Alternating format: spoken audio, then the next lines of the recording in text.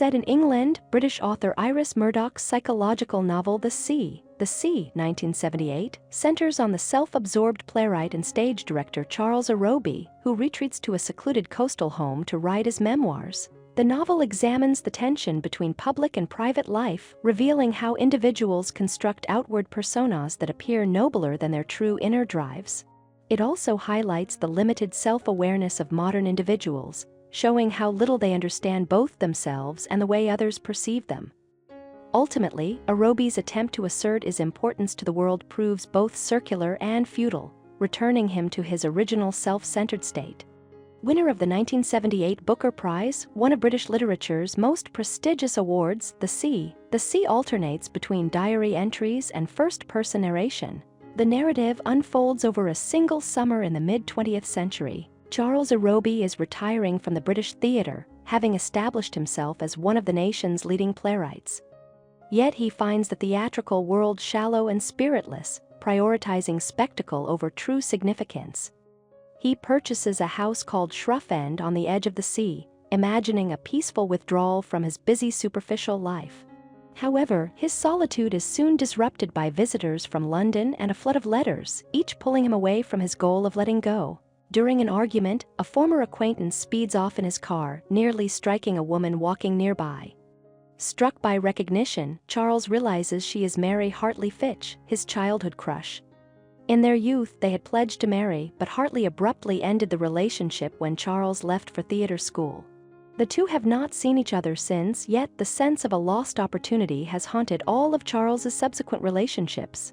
Without considering Hartley's feelings, Charles becomes consumed with resurrecting their past, or at least his idealized memory of it. His plans are complicated by the frequent visits of former lovers. Hartley herself faces pressures from her emotionally abusive husband and her son, Titus, who eventually runs away amid escalating family tensions. Though she longs to leave her marriage, she hesitates to return to an inaccessible and innocent past. When she rejects Charles, he reacts desperately, imprisoning her in his house to sever her ties with her current life. Hartley teeters on the brink of a psychotic breakdown, pleading for release. After repeated entreaties, Charles relents. Once Hartley departs, Charles suppresses his turmoil with sheer force of will. For a time, Shrough End seems the refuge he envisioned. Titus moves in with him, and a familial bond begins to form. But Charles's fragile order collapses one evening after a drunken outing. A man shoves him off a cliff into the sea. Believing his cousin James has saved him, Charles is shocked to learn that Titus has drowned instead. Wrecked with guilt, he clings to the fantasy of being Hartley's family, even suspecting her husband of causing both the attempted murder and Titus's death. Later, he discovers that the man who attacked him is unrelated to Hartley's life, a former lover's ex-husband. Seeking revenge, Charles reaches out to Hartley, only to find her reconciled with her husband, preparing to move to Australia to escape England and the weight of memory. The illusion of control over others' lives dissolves as Charles realizes most of his friends have already forgotten him.